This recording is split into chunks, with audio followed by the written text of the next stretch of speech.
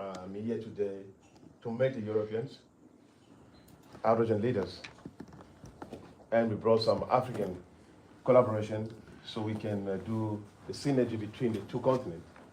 Because we believe what Africa can develop and what Africa have as to produce in this new journey that we are getting through, the green hydrogen journeys. And then hydrogen Africa was born in the origin of Africa. So when we see the new energy transitions, my business partners, Mr. Shoki that is sitting there in the back, Mr. Shoki can stand up so they can see you. I'm here. He's more French. So he's a French based, born in France. So, and I'm South African by nationality. So when we see hydrogen comes, and I ask myself, my team, I say, it's time for us to push this journey to make it understandable to all our African nations. The problem is we have 6 signatures, yes, where we're talking about Namibia, South Africa, Mauritania, Egypt, Morocco, and Kenya. But for me, it was, okay, those are the 6 collaboration that they're going to do the signature. Yes, it's good in terms of the hub, but there's also other African countries, they have good to produce hydrogen, but they're not a part of this race. What can we do with those? That's where mission started from. Because for me, I need to have a better world. We need to have a better world. We need to bring that concept to everyone. We know hydrogen, some of the countries in Africa is not welcoming yet. They're not believing on it. Other they still have the mentality that we are talking on imaginations, like we are going in the planet Mars. But it's a reality that we need to live here in the planet Earth. We need a proper climate. We need to breathe good. We are here to, it's us, we are just to cement a bridge for our new generation that will come to this world to have a proper livings, to not face what we face in terms of this climate that's an issue. Look at right now, we're facing the climate problem. It's about to be summer or the beginning of summer, but like it's raining in Belgium for the whole week and the whole thing. So those are the kind of issues that we are facing in the world. So let hydrogen be there for us. For me, as a person, I need more support from European organizations. I'm doing these things, and I say I, because I'm the chairman, I'm representing all my group. I say we are doing these things without the support of any African government. We don't get any check or any money from any African government. You can see, since I started this, it's over 4 years now, where I'm running a course with my own sweating money where I get to do some work aside to put in this journey. It's for the passion that I love hydrogen, for the passion of Africa, for the passion of the world. And then now with my own pocketing again, we're putting it out to build Hydrogen Africa Academy in Cape Town, South Africa. That is launching in September month, after our biggest event we have in South Africa. On the 25th to 27th of September, we are launching Hydrogen Africa Academy at the Emperor's Palace, one of the biggest venues in South Africa, where we've been last year. It's an event that will regroup over 1,000 people. For me, conference is very to regroup and share the collaboration, but more it's the passion of teaching our youngsters, our new communities about green hydrogen in Africa. I believe even in Europe, when you go to East Europe and the other part of Europe, you're talking about hydrogen. People have no clue. In Africa, they thought hydrogen is for people with ties. It's for politicians. In their mindset, when you go even to university, you put a mic like this in UCT or Stellenbosch University. As a student is coming from the PhD or medicine, or what is hydrogen? They told you that, I don't know. I just hear the television is talking about, oh, the minister was talking about those things. What is it about? But people doesn't know the concept of green hydrogen. That's my passion. I say, okay, we are building the hub in these countries, in this town, in the community, local communities, municipalities. Why not create a technology or an academy? We don't need them to become a leader or engineers, but let's give them a little bit of understanding what is that with hydrogen, or what can they do? Because hydrogen is good to everybody. It's not only to be PhD or engineers, but even people are carrying the pipe. People who are going to fix things when we're doing things on the ground. So they have a need, so they need to understand this basic. So that's what I'm trying to do. Teaching these people, teaching the leader of each community to not boycotting anything that they see hydrogen coming in their town, because we're facing that problem with the oil and gas, when the people are going. So we are trying to do the proper human resource management, the proper legal framework, the proper land framework to understand, to make people understand this concept of green hydrogen. That is my mission. Next year, I want to meet more than 5 states of nations, the presidents, to talk to them. So they need to adopt this concept. I'm starting Felix Tshisekedi from the DRC. I met him when he was here. He gave me a chance to speak to him for 5 minutes. I tried to make him to understand the concept. I went to Kenya, meet Mr. Uhuru and his team. So I told them, that is the time. That is the time. I went to Lesotho. I talked to the Prime Minister. I'm doing this thing by my own effort. But if people want to do with me, collaborate with me, with us, so we can take hydrogen, European hydrogen, and Africa solar. So people, they need to change. We need to change that mindset that Europeans are coming only to invest and go. No, we need to say this is a part of collaboration we are doing. Remove those mindset, they're lying to you somewhere. Because these people on the other side of the world, I don't want to mention it here, but I'm hydrogen, I'm not hiding to mention. Oil and gas people, they're fighting us. So they're spreading a wrong message sometimes. It's for us to put our voice there, to tell them it's our time. It's hydrogen time. It's a new transition we are trying to. We're going to need them. And they need us. We know how to work with them so they can make also the world solid. So that's what is the message. But support Hydrogen Africa, Hydrogen Academy. We need your support. Hydrogen Africa, we need your support for us to have a proper luxury event, screening everywhere, colorful. For me, it's not about that. For me, it's about what we're going to share here today. But if we need to have those biggest events, you know, it's a cost budget. It costs a lot of things. But for me, I'm happy to see all of you guys here to believe on our ideology. Thank you so much for Belgian Council. Thank you for everyone to adopt us in Belgium. Thank you so much, Stefan and your team. Thank you to all my leaders are here. Those that know me so long, they believe in me. Like Mr. Stefan, Mr. Rafael is here. They believe in me. Mr. Stino is there. They know me for over 5 years now. We are working together. They always follow me where I'm going to invest. Mr. Philip is there. Mr. Nordin is here as a partner. We're going to Morocco soon. So let us work together. European Commission, we need you. Don't leave us. Hydrogen Africa have a lot of network in Africa. We have a good relationship with many different countries. We need your support. Support the technology of Hydrogen Academy. So those kids, they can have living, they can have job employment, they can understand our concept. Nobody will come bullying our mind in terms of hydrogen. So people are trying to talk about things about African. I know where I come. I know what people are talking. Let's tell them hydrogen is a reality. And we are here to change the mindset of things. Thank you so much. Thank you, Kader, for convening us this morning. We all know your passion since a couple of years. Let me first introduce rapidly who are our panelists for this first session. Rosalind, she's the director at DG Research at the European Commission in charge of innovation. Clean Planet, hydrogen is one of the many topics that close to our heart. Sits on the board of the Clean Hydrogen Partnership. Then we have next to her Arno, who is from the IRENA, that is producing amazing reports on hydrogen year after year. We'll hear from him a certain number of those. And Fadel is from Mauritania, is along the supply chain. It will give us a new view from inside Africa. And finally, Matteo is from Siemens Energy, providing equipment and all kinds of solutions across Africa. And so I will just go through. As for me, I'm Raphael. I used to be the chairman of Hydrogen Europe. I'm an independent investor and advisor in the field of hydrogen over the past years. And so I was happy to participate and help initiatives like what Calais was thinking to do. It's all about getting together and sharing ideas. Rosalind, you have a hard stop in 10 minutes, but I know you are really spot on. Can you please channel to us where does Europe stand right now in terms of hydrogen policy? What are the latest news? How do you see the relation with Africa? And what would you like to convey to the audience? Yeah, so thank you very much, and good morning, everybody. But let me first say it's a pleasure and an honor to be here this morning, and I fully agree it's so important to change the mindset about hydrogen.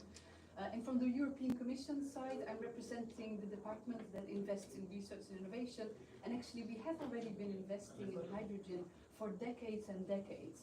And it was before hydrogen actually was on the political agenda, we were already investing in developing the hydrogen technology. And that has actually helped this current commission to put hydrogen also high on the political agenda. So we have, of course, as you all know, our European Green Deal, that is basically our sustainability strategy, but also the growth strategy and the social strategy for Europe to become the first climate neutral continent in the world. And there, of course, we need all kind of technologies, all solutions in order to support this transition towards climate neutrality. And some of our European policymakers have called hydrogen the rock star of the energy transition. And I think that is a good summary of what hydrogen actually is, because it's really a lot. And what we do in the European Commission is basically three things. The first thing is that we want to develop a common strategic vision among all EU member states. And this is why we have adopted a dedicated hydrogen strategy for Europe, but also more recently our Repower EU plan, which is basically our plan to reduce our dependency on the Russian fossil fuels and make sure that we have sustainable and also affordable and secure energy in the European Union. And as part of the Repower EU plan, you see that hydrogen plays a very important role. We have set very concrete targets. We want to produce 10 million tons of hydrogen inside the European Union by 2030, and we want to import also at least 10 million tons of renewable hydrogen into the European Union by 2030. So this is really important that we have kind of like a common strategic vision among the EU member states of where we want to go, and we have this very clearly longer term vision also on hydrogen and the importance of hydrogen for the European economy. Then the second thing is that we need to make sure that the rules we have in the European Union are actually supporting the development of a hydrogen economy. So we have our legislation, our European rules, we call it Fit for 55, which sounds a bit stupid, and my grandmother thought it was like, I was doing fitness programs here in Brussels, but it has nothing to do with that. It's basically that we have set a 55% greenhouse gas reduction target by 2030, so we want to make sure that all the rules that we have in the European Union are actually supporting this ambition. So we also have rules that support the development of the hydrogen economy. And then the third thing that we need is massive investments.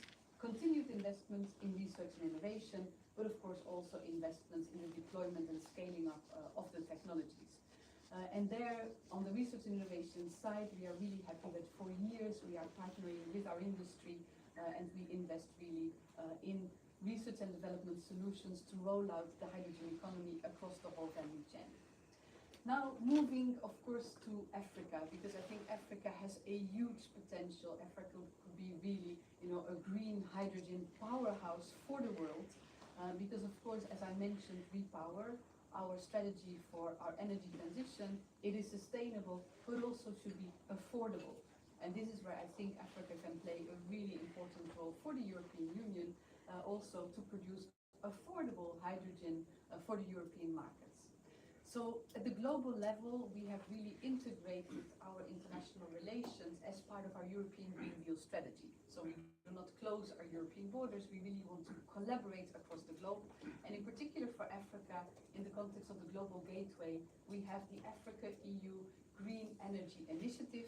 And as part of this Global Gateway initiative, we are also investing also together with EU member states, with our financial institutions like the European Investment Bank into hydrogen projects into Africa.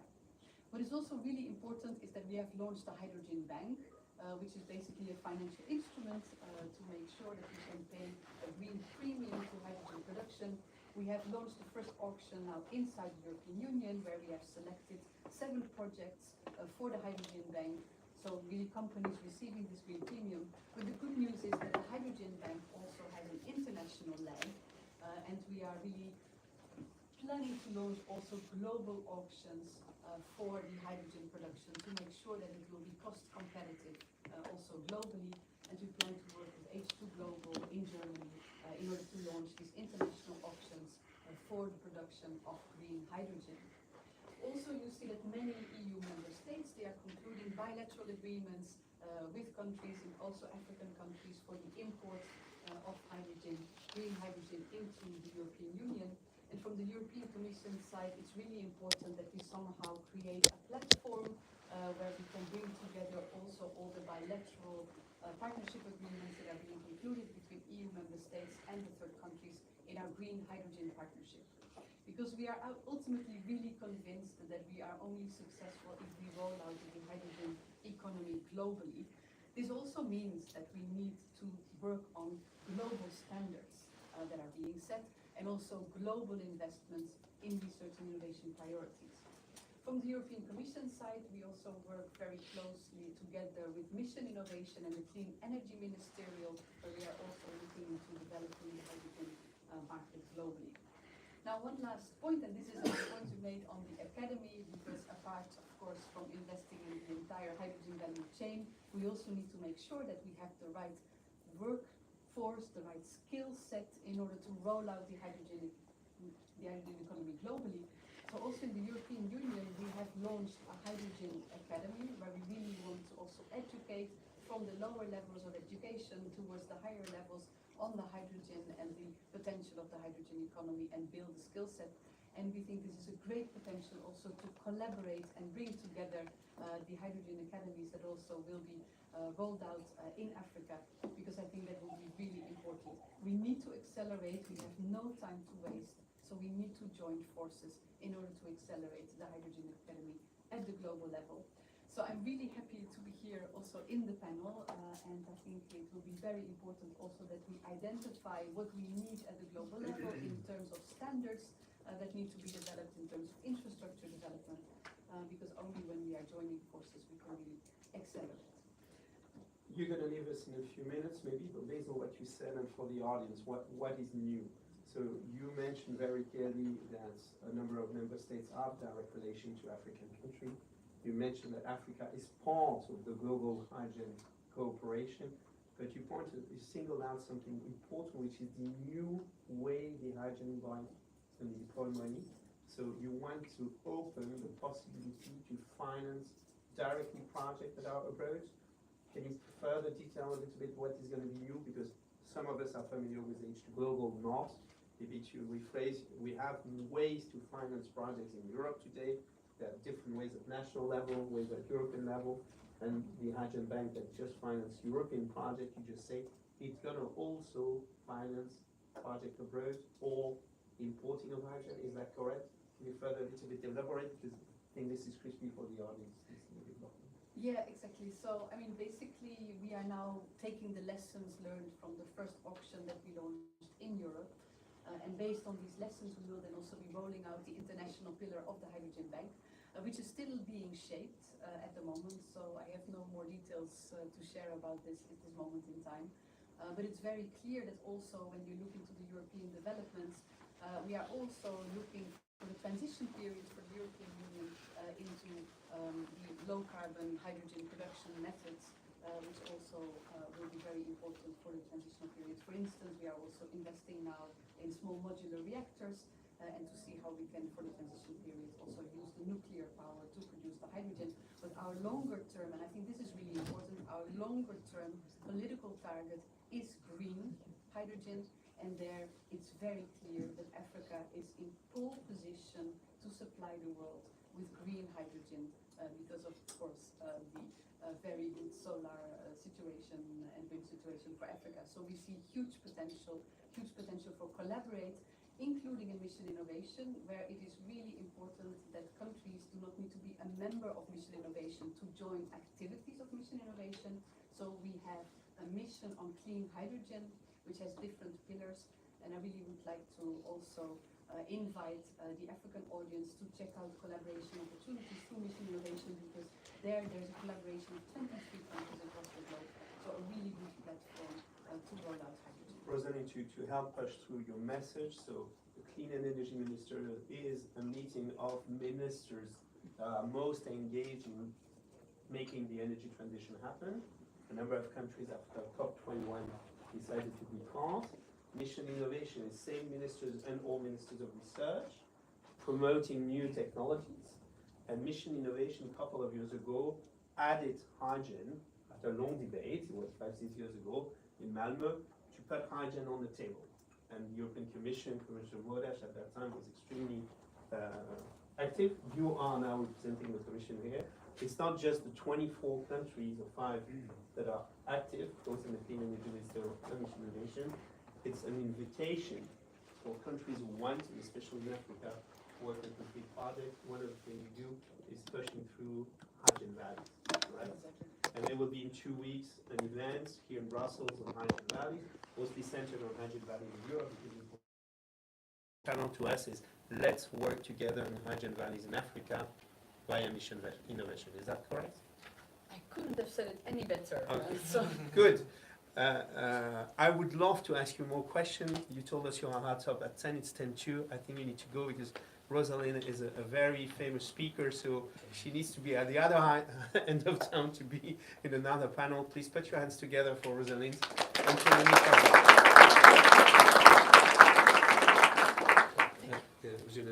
I leave you in the capable hands, so any other messages you can see you. Thank you. Yeah. Maybe we can get closer. And then, You can just sit in the yeah, I'm middle. gonna sit in the middle. So, coming close to Anu. Anu, you produce, IRENA produces reports now once a year, if not twice a year, 3 times a year. Well, once a week if you check. Once a the website. week. Okay, so if any of you hasn't looked at the hydrogen report of the International Renewable Agency, based in Abu Dhabi, but I know you are in Europe, yeah? You are in Berlin. Yes. So for those of you who don't know, IRENA is the International Renewable Energy Agency. We were founded about 15 years ago. We are an intergovernmental agency, which means we have today 168 member countries, plus the European Union. And I checked yesterday, of those, 41 are African members. So we do actually also represent the interests of African countries, which I think is a nice perspective to have in this discussion. And yes, we work on accelerating the energy transition and favoring all renewable energies. And we see, of course, hydrogen as an important vector that has an important role in the energy transition. And our long-term view sees essentially a role for hydrogen of about 14% of the final energy used towards 2050, which is a very large challenge, requires a lot of electricity. We see most of it coming from green energy, very much aligned with the European Commission. And we see, of course, a large role for Africa. And yes. Just to put a little bit things in perspective, when Anu says 14% of the final energy will be hydrogen linked, if you look at primary or final energy, just to give you an idea, worldwide level, gas is like 20-25%, okay? So that gives you an idea of their long-term positive view on hydrogen. I was just saying, if you haven't read any of their reports, go to their website. It's a gold mine of expertise. And I see some people smiling at the back that have all read all their reports.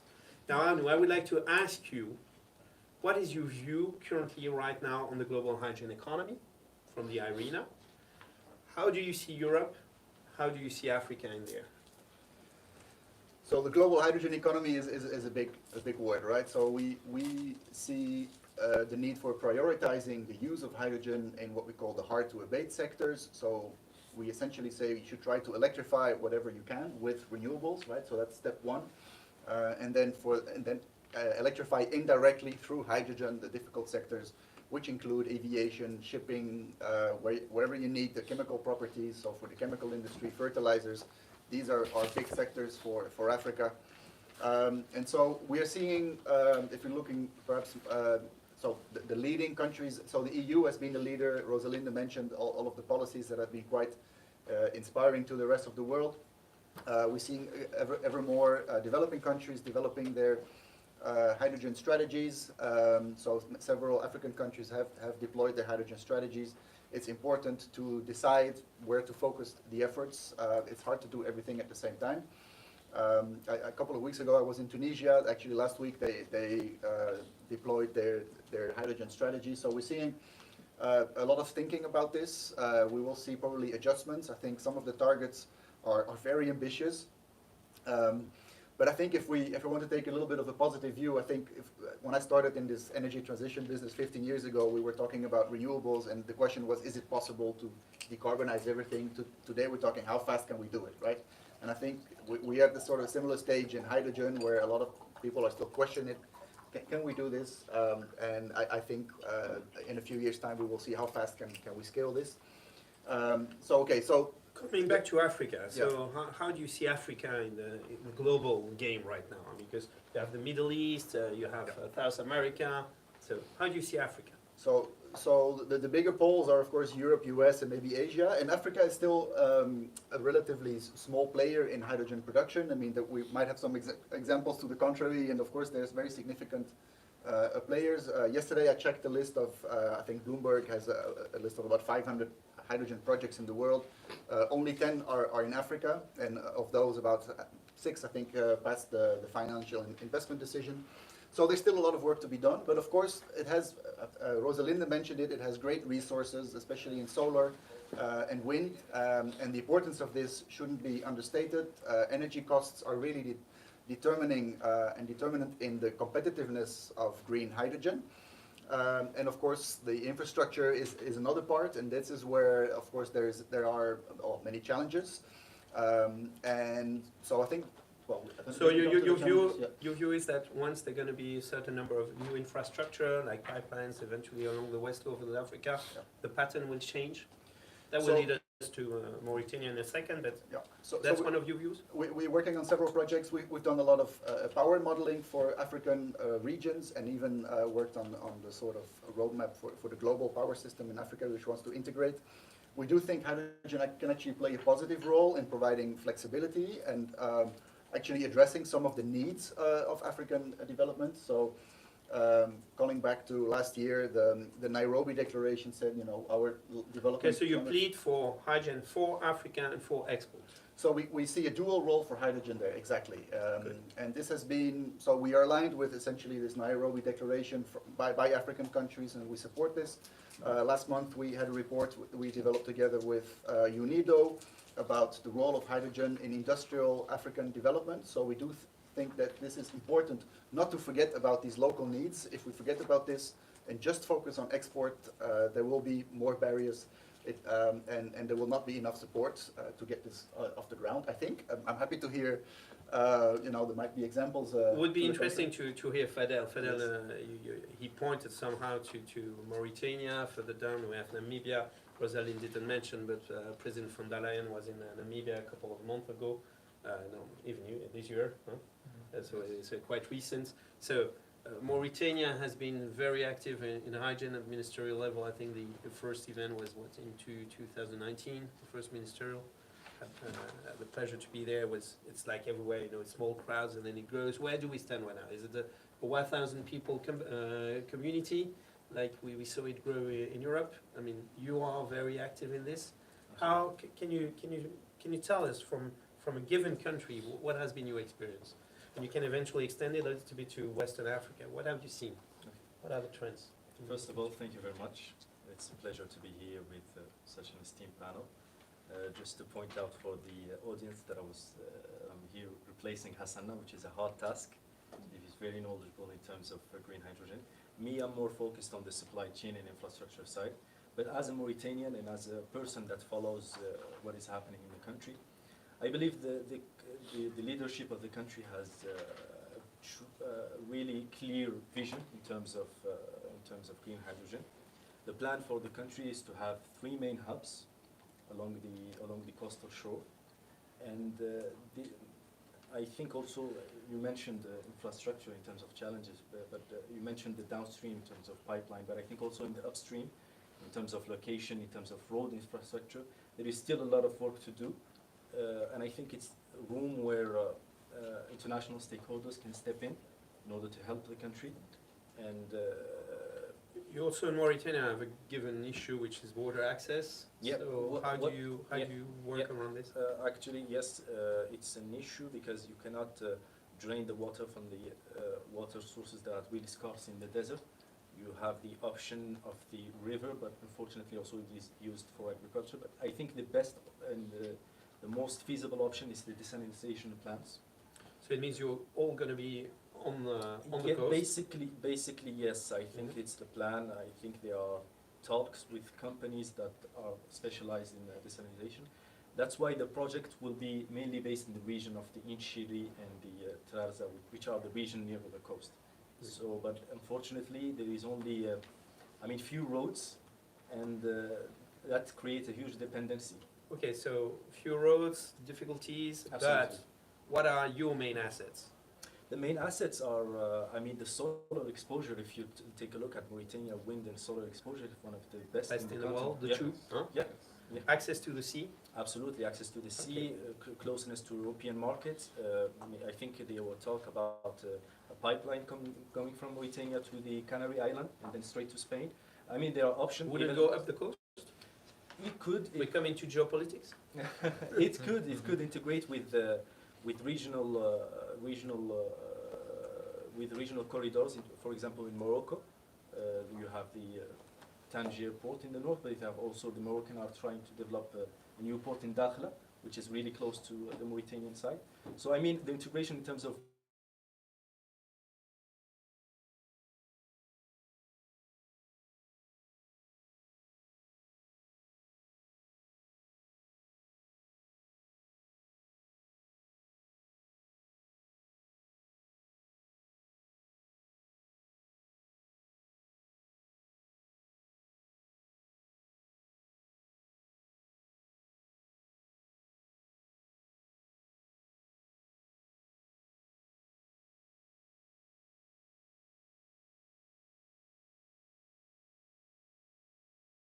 I overheard you talking about the CEO of Fortescue. Just to tell you that he was in Mauritania recently. He met with the president and talked about the green steel production in Mauritania. So I think That's one other element you need to channel to the audience. You may not know, but Mauritania has large iron ore reserves.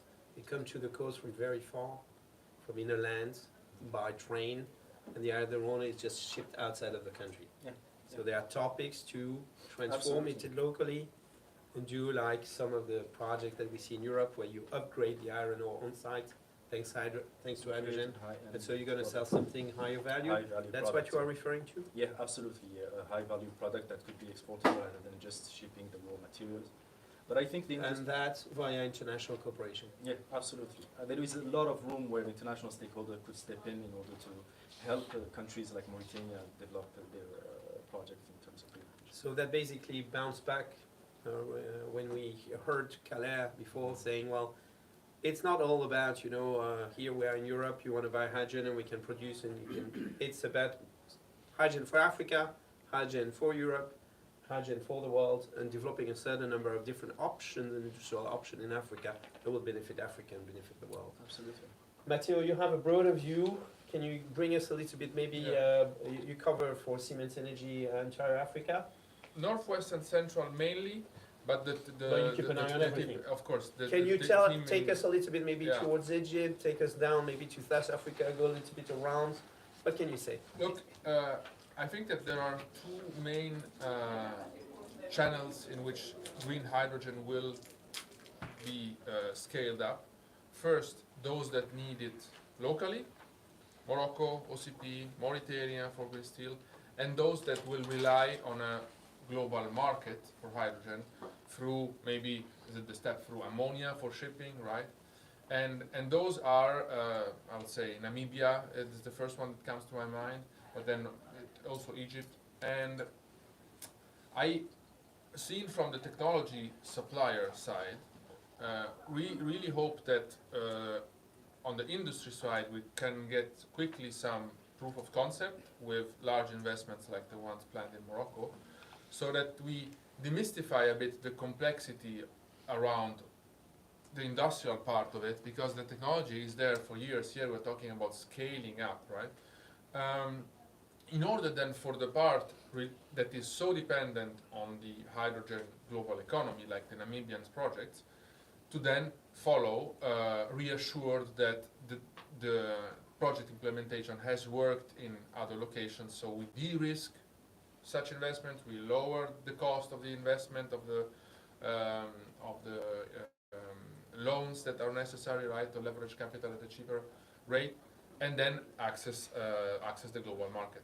Otherwise, I believe these huge gigawatt scales that have been announced will struggle to emerge. So is it trying to understand from what you say that one of the major bottleneck is the question of financing?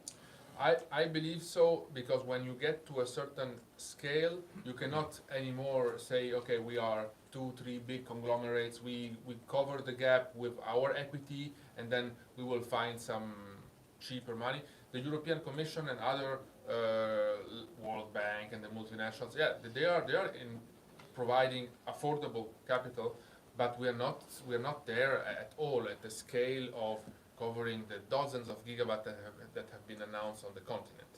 And also, I mean, if we want to talk about hydrogen replacing other fuels as a sustainable source of energy, well, sustainable, it's not just environmentally, it's also financially. So the cheap money today needs to be deployed to lower the initial investment cost and the risks, in order then for everybody to see, okay, the technology risk is put aside, the logistics, the value chain is being built up, now we can lower our risk, we can lower the cost of capital, and then have this sector be financially sustainable on its own. With grants, you can never say it's sustainable. Everyone can do something with grants. So we had a session, introduction session of 40 minutes. We started the entire day half an hour late. I'm trying to catch up a little bit so that we keep on schedule. We are 30 minutes from the end of those 40 minutes, but I would like to keep it short in the interest of the others. Is there any question that you would like to ask to them? Oh, you are so, rich. I would have one for each of you. What do you think would be the one single thing that we are with the Belgian and slash European audience here? What would be the one single thing you think we should do to further unlock? I was stunned by your figures with 10 projects only in Africa out of the hundreds that we see globally in the database of Bloomberg New Energy Finance that you referred to, which is keeping an eye. What is the one single thing that we should do to move this figure from 10 to maybe 30, 40, 50? Maybe Arnaud first? Well, I can think of Very many quickly, things. So. 30 seconds each, and then we close and we wrap. Okay, no, I think the financing is difficult because it always wants offtake agreements, right? I think the European hydrogen experience is interesting because it shows that private sector is willing to pay a premium. So I think we need that's very revealing and very hopeful. And governments need to work on de-risking this, provide export guarantees. National and international and multilateral development banks have a larger role to play in providing both lower cost capital and capacity building for infrastructure. So. That was 30 seconds. Fantastic. You. For me personally,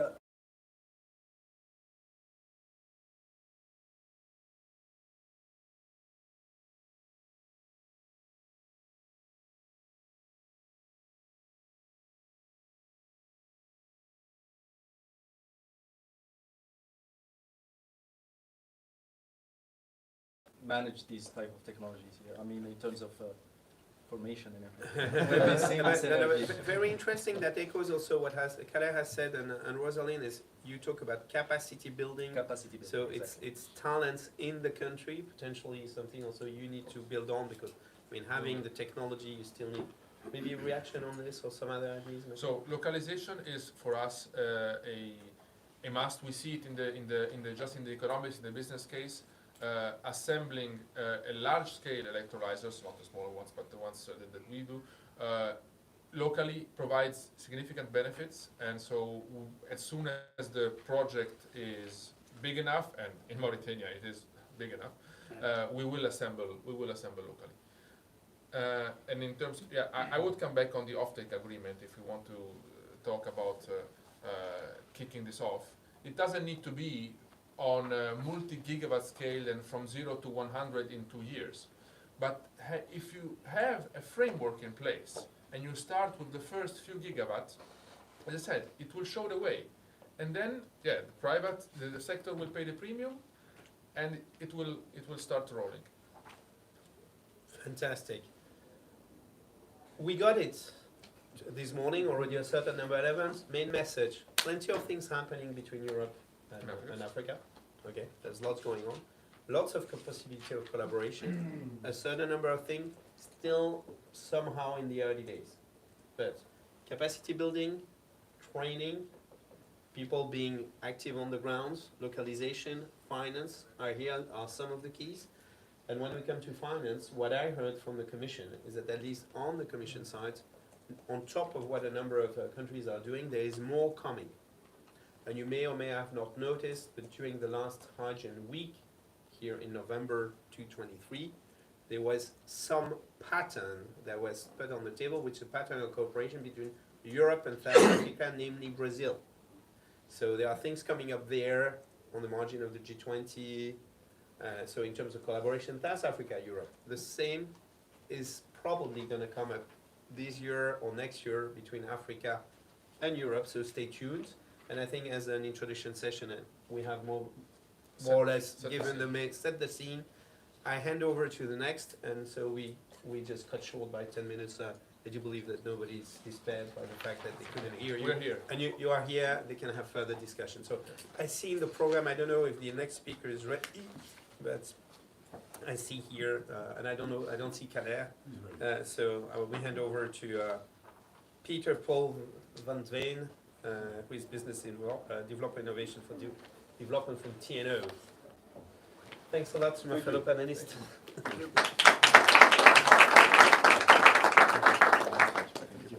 So I've challenged to put some slides. So, I can't help you with the connection. I'm just one of the Okay. panelists. Happy to help. just a good HMI. This is I take this and see what happens. Yeah.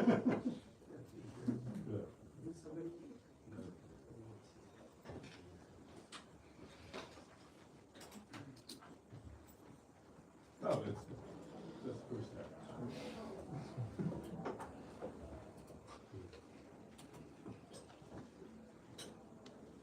Yeah. Okay. So, but for some of you, I might be in front, but I still need the sheet.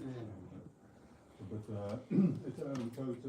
well, pleasure to be here, and I'm Peter Paul van der Veen, second one on the sheet. I'm representing TNO. For those of you who don't know, TNO is a contract research organization in the Netherlands. People from Germany, from Germany, we're kind of a Fraunhofer institution for the Netherlands. And the work I present is the work we do on cost modeling, and we've been looking at cost modeling of especially of the past half year in Namibia and South Africa, the potential for export to the northwestern Europe. But we have been doing cost modeling for quite some years already, and looking at the export of hydrogen to Europe from different countries worldwide. So I will also compare some of that work from Australia and Morocco to the situation for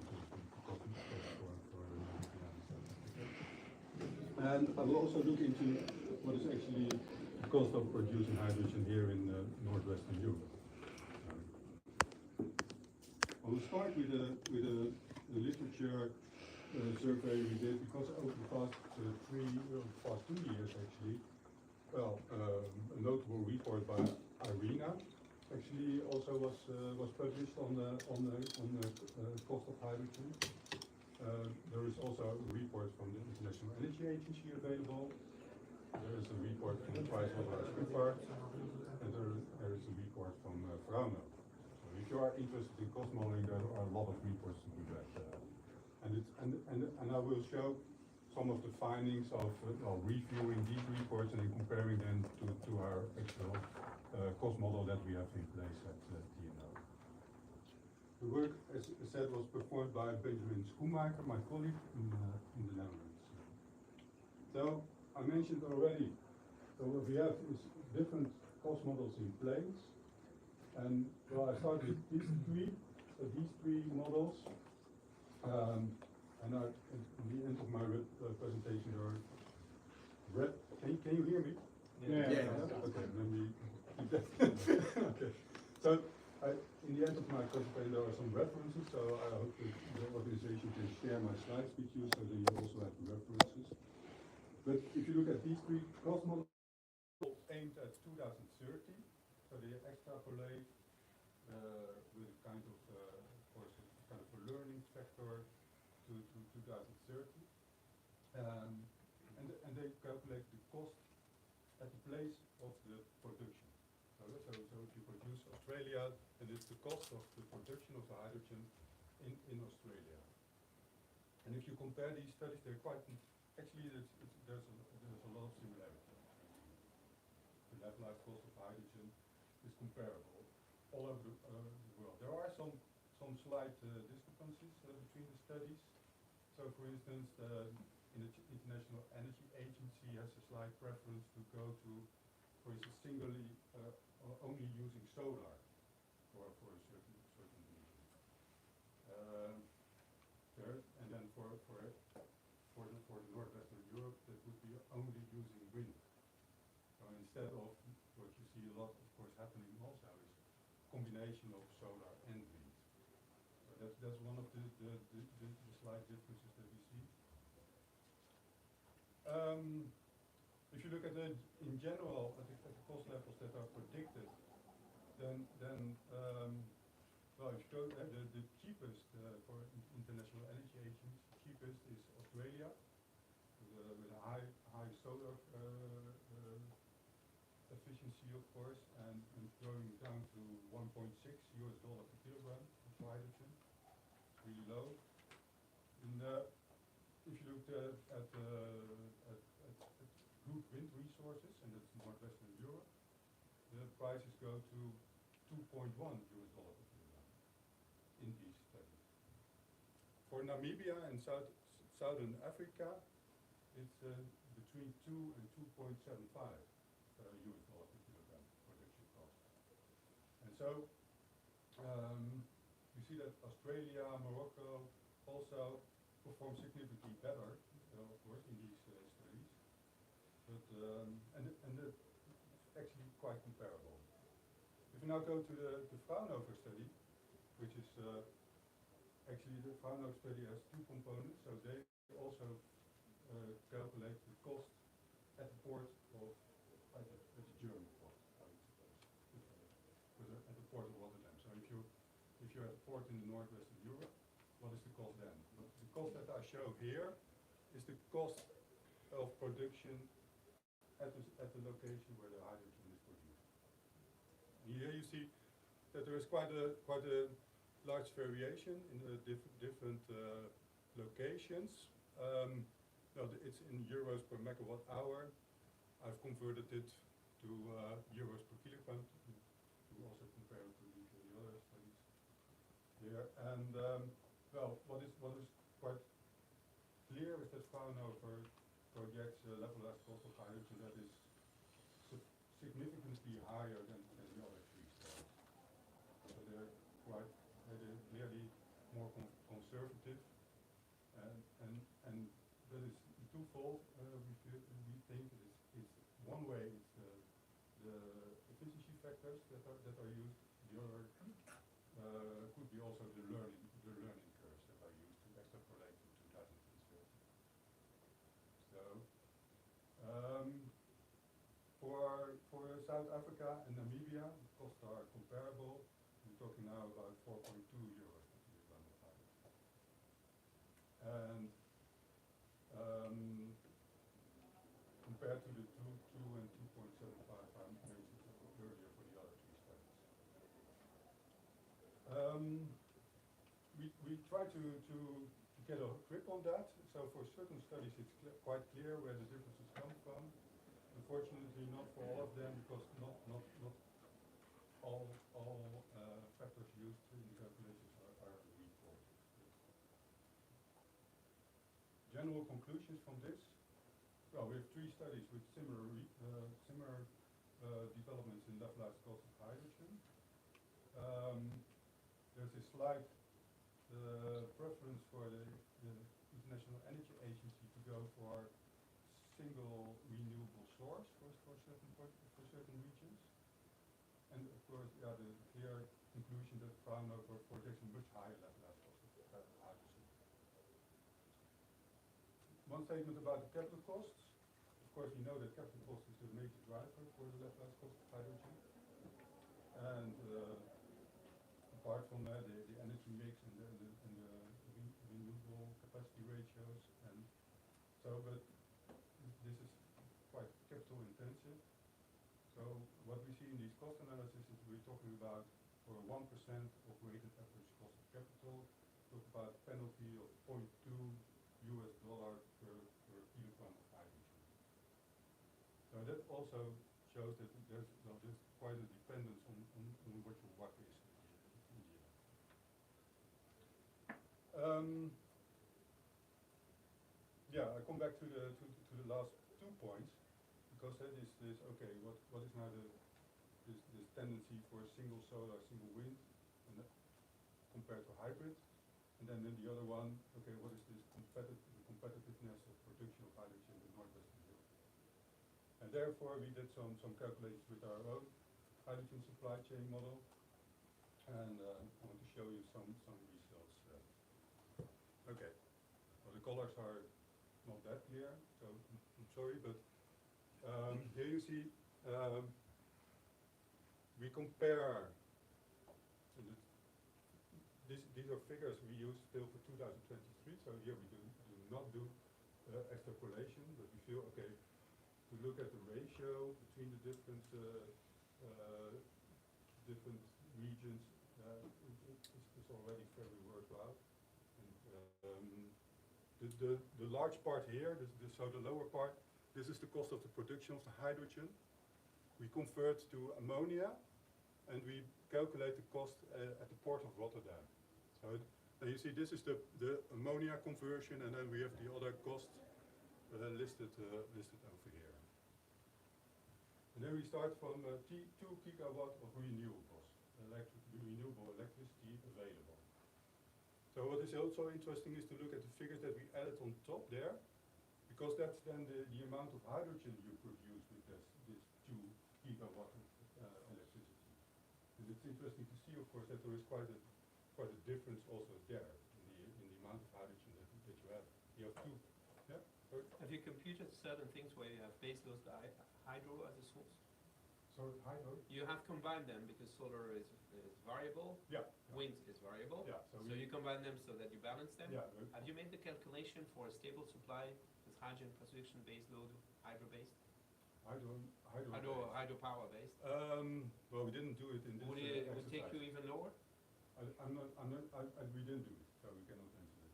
Okay. I'm sorry. But I mean, your hybrid configuration, you have what, stable, more or Yeah. less stable power Yeah, or still of course, fluctuation? the trick is, of course, that with your hybrid configuration, you get a more stable power, and therefore. So if you are fully lower. stable, you would be maybe 5–10% even lower.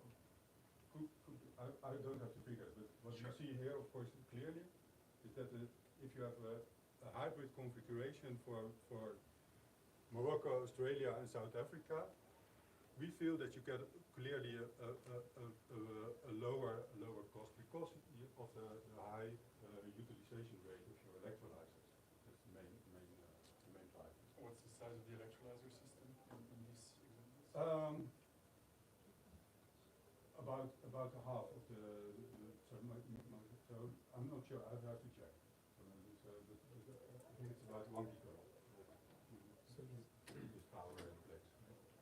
so you are constrained by available power? Yeah, these calculations are constrained by the power that is available, and the electrolyzer is then designed or modeled using the available power. So even in the solar system, you have 2 gigawatts during the day, but 1 gigawatt of electrolysis. Yeah, you produce 2 gigawatt of solar, but you know, of course, that then you have a large fluctuation. Well, it doesn't fluctuate, it just goes up. Yeah, yeah. So you add a battery, and then that's. There's battery in there as well? Yeah, there's some foreseen there, but then your costs can only go up. So we feel that a hybrid configuration, especially for Australia even, but also for South Africa, South Africa and Namibia, is favorable. And on the left, you have euro per ton, correct? So it means if you divide by 1,000, you have the euro per kilo. Yeah. Okay, so you have basically a landed cost between 6 and 10. The best for Morocco, 6 and 10 with ammonia conversion. Yeah. With an hybrid at 2 gig. Yeah. Okay. And that's estimated current cost levels. And actually, we did some studies in the Netherlands. Well, we'll show you some figures for the Netherlands also, current cost levels. And well, Is this taken into account all the capex for ammonia cracking and so on? Yeah. Often people say that this is a very big hurdle actually. Yeah, no, that's taken into account. So your conclusion is that actually the import costs are not that high. Is that correct? Well, only adding half a euro or 1 euro. well, I don't know if you should. This is of course still considerable cost. So, Yeah, because it also says ammonia to hydrogen reconversion. yeah, that's included. That's included. Yeah. So, but still, for instance, if you look now at what can you conclude from this? For instance, that is first of all that we feel that a hybrid configuration for a lot of regions is the most favorable configuration. And this one. But that means also that in Europe, to compete, you need the two of them. Get to that. Yeah, because that's for these regions. For Northwestern Europe, we could get back to that. And then here you see that the lowest import cost for is for Australia. Yeah? If you look at the different options, and that is because of the high capacity factor for the solar and wind in Australia. And then the transport costs, that's not an issue. So if you have the ammonia in the ship, it just goes and then so here as you see that Australia is very competitive.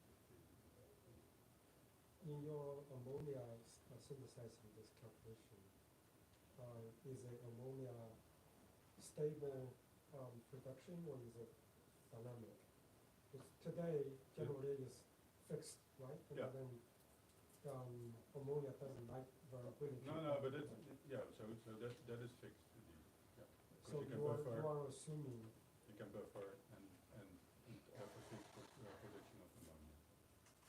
Are you then in the system have enough battery investment to sustain your ammonia production to be a level? Capacity. Yeah. Hmm? You need storage capacity to have this to do this indeed. Yeah. Yeah, you mean, I guess maybe I just said it differently. Yes, there will be kind of like battery investment, but is there enough investment to sustain your ammonia production at the nameplate capacity, or is it variable? So it's happening up to potentially have a Yeah. big impact on your cost on the ammonia. Well, we do system optimization on that level, and then you can come up with a system that you have storage, you store the hydrogen, and then you have a stable ammonia production. And it's yeah. Maybe go to the next one, because there you make a comparison with Northwestern Europe. So if you do a comparison with Northwestern Europe, and here's what we do here is the same exercise. Okay. We still have 2 gigawatt. We also again convert to ammonia. Of course, for the Netherlands we do have 2 gigawatts of offshore wind. We don't have solar in there here. So 2 gigawatts of offshore wind. We compare that to the hybrid configurations for Australia and for South Africa. And here you see that actually the offshore wind at its present cost levels, which are still, we mark there, is that we still have quite a lot of debate about these cost levels, also in the Netherlands, because well, we first projects going on and we're still learning about also what is the actual cost here. But here you see that it's quite competitive to produce ammonia in Northwestern Europe compared to import from Australia or from Namibia and South Africa. Figures for Namibia being very comparable to those of South Africa. Did you compare your findings with the results of the European Hydrogen Flag Standard? Yeah, we have those findings also. Yeah, we did. Well, I cannot report on that here, but actually it's not. It's comparable. It's comparable. Sorry. Yeah. Yeah. Oh, sorry. Yeah. Just real quick, if hypothetically, if your weighted cost of capital is this, how does that change in the comparison? Yeah. So I think it's a technology versus economic. I know that there. We use for this calculation we use a weighted average cost of capital for 4% for Northwestern Europe, and then 7% for Morocco, Namibia, and South Africa, 6% for Australia. I think that is still, well, a very conservative way to look at the average cost of capital, of course. But it's $0.2 penalty per percentage of the weighted average cost of capital. Okay. So if you have a larger spread, if you take a larger spread, well, this probably will become the differences will become larger.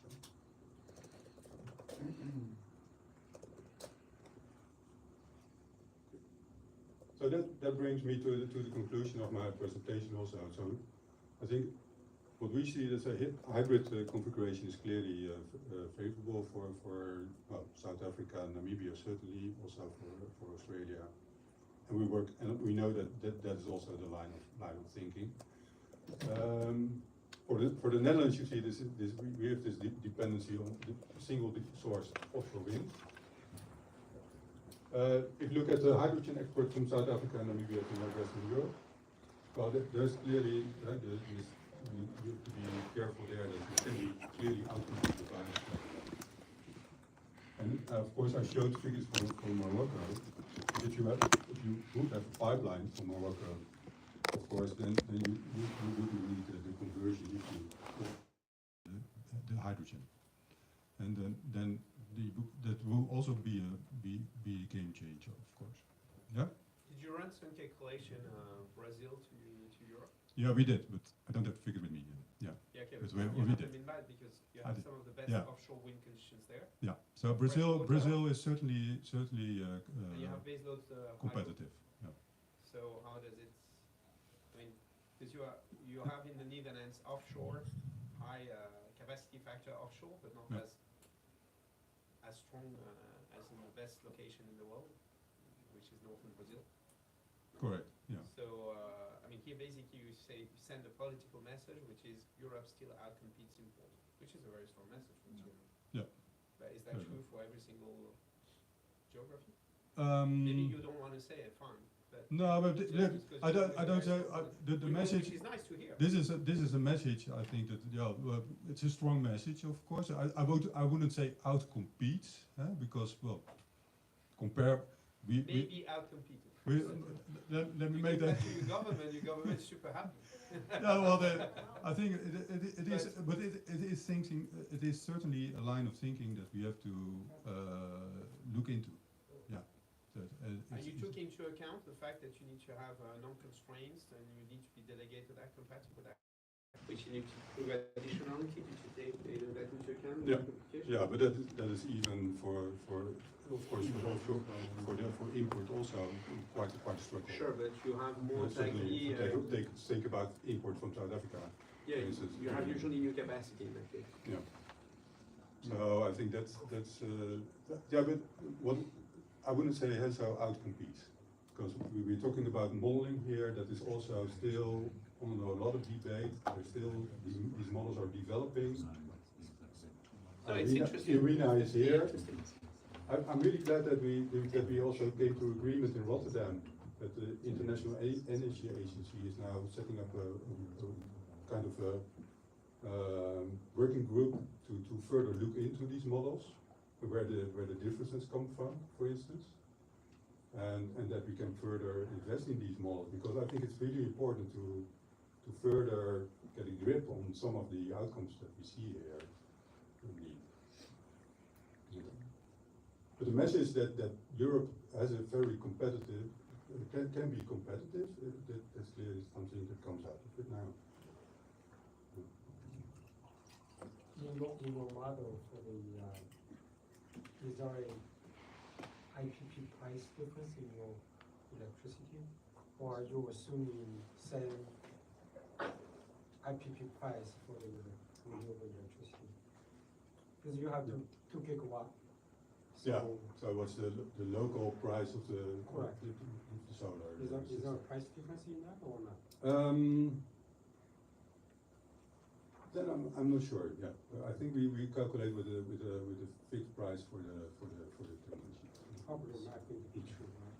Because a different region will have, if Well, you put a solar panel in, say, for solar panel wind or whatever, Oh. in one location, it's going to have a different price in our region.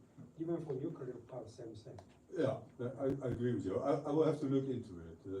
I'm answering your question, but I think it's also important that we talk. If you talk about 2 gigawatts, of course there some leveling is taking place in price, and then we take out the weighted average cost of capital, so that's the financing is taken out. Sorry, but I'm going to confuse Charles about the Netherlands. Before you explain to us that hybrid is cheaper, you come up with a chart in the Netherlands and you show us that non-hybrid is cheaper and offshore is cheaper than onshore. Yeah. All the extra costs of offshore. And what's your capacity factor? Are you at 40, 50, because running an electrolyzer at 50% of the time is pretty challenging. It is. Yeah. And And you it's still come certainly- at a landed cost of 6 or 7 euro per kilo. It's blasting. High, you mean? I mean, it's your calculation. Yeah, it's high. So, I mean, Actually, if the discussion, if you look at the discussions we have, then it's shouldn't it be higher even? you are at 7 So- euros per kilo. Yeah. Offshore, Netherlands, running your electrolyzer, what, 45% of the time, 40% of the time? So about that. Yeah. And you land at 7 on the Absolutely. coast. Yeah, but that's today, I guess. Yeah, but then that's why we 7 took euro landed. why we took today on the coast because offshore, we have some 40%. projects going on, of course. mean, So we have the Salitre experience is now. So we are rising eyebrows. But I mean, fine, it's your calculation, we need to Yeah. respect it. What's the cost of electricity you're getting from your floor? I mean, Yeah, I mean, to me, that's. impossible to move. I don't know how you reach that figure, honestly. It's going to be a bigger. I mean, do you see the reaction of? yeah, no, of course. So I mean, So you think it's too low? but you are TNO, so No. that's a message you send No. to your government. No. That message again sent to Brussels then. No. So, I just looked it up at the Hydrogen Bank. The reported average LCOH for the projects in Netherlands was twice high than what you showed Twice? for hydrogen. For- For hydrogen. No. It was high, twice. Actual on actual The bid, So it's indeed. kind of Yeah. big difference.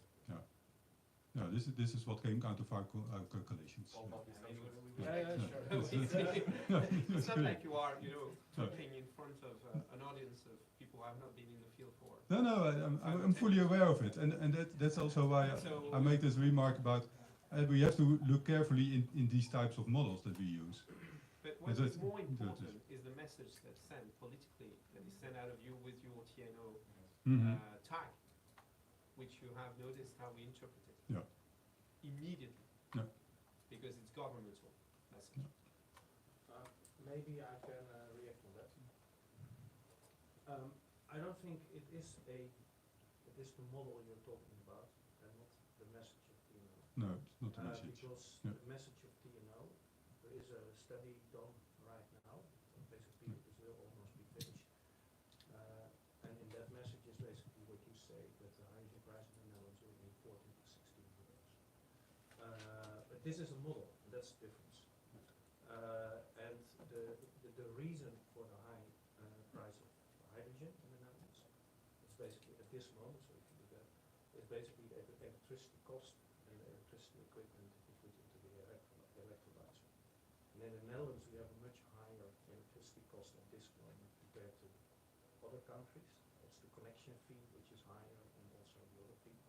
And therefore at this moment the price is 40 to 60 euros. But what you say is basically, I guess you say, that in due time, it is expected that the connection fee will be lower, and I presume you have that in your model, including with the lots of renewable energy which is going to be installed offshore, that the expectation is that the electricity price will also be lower. If you reach the 7 euros, I don't know, but if you discount these factors from the price which is now used for electricity, then obviously we get to a lower price. I presume No, that is very basically That's the what discussion has we been need. done in at the TNO model. Yeah. So But that's the the message discussion. at this moment is that presently, at this moment, that's in the report of TNO that will come, I don't know, maybe it's out. No, it's out already. It will be out so it is out in that report because I work from the commercial side of the same report. It is I believe 14 euros in the final report. Yeah, between 10 and 40. So that is basically the message, the official message that's given But- by TNO to the government. But you're talking a model and it's different. That's different, yeah. So, but then also taking into account what you said, that why is this price that high? It's indeed because of the cost of the electricity. Today, we know even at say 5 cent USD per kilowatt hour, the electricity cost is somewhere 50 to 70% of the hydrogen, therefore ammonia. So what assumption you make in the electricity cost going to have a significant impact on your conclusion. Correct. Right? Correct. So, which is part of the reason I'm asking what your assumption on that is, to your point as well, right? I don't know who's taking note of the time. Eh? But it's captivating. We have been half an hour with you. But yeah, I think it's really It's really exciting. This is the discussion we should have, I think, because we're happy. Yeah. Okay. Are you happy? Then we go. But it's true. We have 5 minutes after that. Okay. A question to analyze the comparison. Yeah. Have you looked into, instead of talking about electricity prices, have you looked into the levelized cost of energy? Yeah. That is coming out of that, of those installations? Yeah, we did. And how will it compare to the hydro that comes out of Morocco, Australia, and Yeah, I don't have the figures here. So, but I'm pretty. We look at the levelized cost of electricity at the location. We did that for different countries. I think this whole discussion shows that it doesn't make a lot of sense to try and calculate one fixed price for 2030 or 2050, as if one region has one fixed price. I mean, it depends a lot on indeed cost of electricity and connection costs. It depends on cost of capital, which can change a lot. We've seen recently with the gas crisis that LNG has been important, even though LNG is not the cheapest source of natural gas in theory. So I think for me, the conclusion is not we can outcompete imports. The conclusion is rather we need both imports and domestic production to be more flexible and resilient towards the future. I think that's an excellent remark to make, and because what I think first of all this shows, of course, that we're still in a very well developing this hydrogen economy. But it also shows that it will be quite competitive. I feel so that it will be very competitive, and that it will be and you can think about, of course, if you know that there is this large, let's say, uncertainty, then you can think of, well, let's call it strategies, how to cope with that. And then local usage of hydrogen in Africa is one of the strategies, I think, to cope with such uncertainties. So then you get into a situation where you have, you can think about, okay, local value addition, and then, well, maybe somewhat less export. Exactly, it's risky for African producers to focus just on export because if demand drops, you have overproduction. You never want to, basically, in the end, you never want to do any export. Because, for instance, one of the challenges if you go from Australia is actually distance. And also from Morocco, particularly in Africa. You basically do have a biogenic carbon, you do have iron ore in some countries. And it is much easier to transport DRI or methanol or soft or whatever compared to hydrogen or ammonia. So the last thing you want to do in Africa is actually to follow what the European Union wants to do. Try to do what's best for Africa. And that, in this plans relocate to Africa instead of being in Amsterdam. That is a final remark, because I think that I took all the time that we gained with this. Yeah, okay, thank you. Thank you. Thank you so much.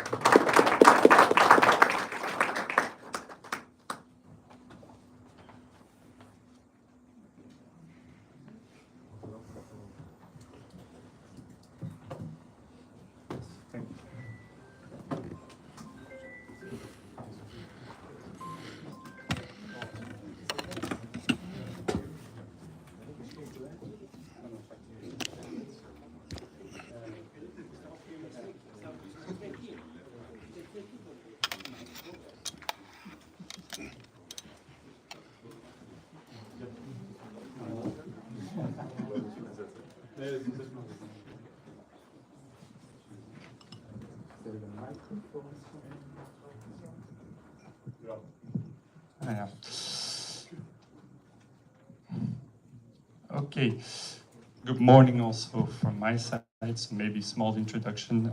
My name is Stefan van Laar, I work for the Belgian Hydrogen Council. I have prepared a short presentation on the strengths of Belgium in terms of hydrogen, but in the interest of time, I think we will skip it. The slides are available. The organization can send it to everyone, so it has some nice visuals. It has some nice videos on the strength of Belgium, so I think you can have a look at it later on. So maybe one word on what is the Belgian Hydrogen Council. So basically it's, let's say, an officious sector federation for all companies working on hydrogen or wanting to work on hydrogen. And as such, we represent the entire hydrogen ecosystem.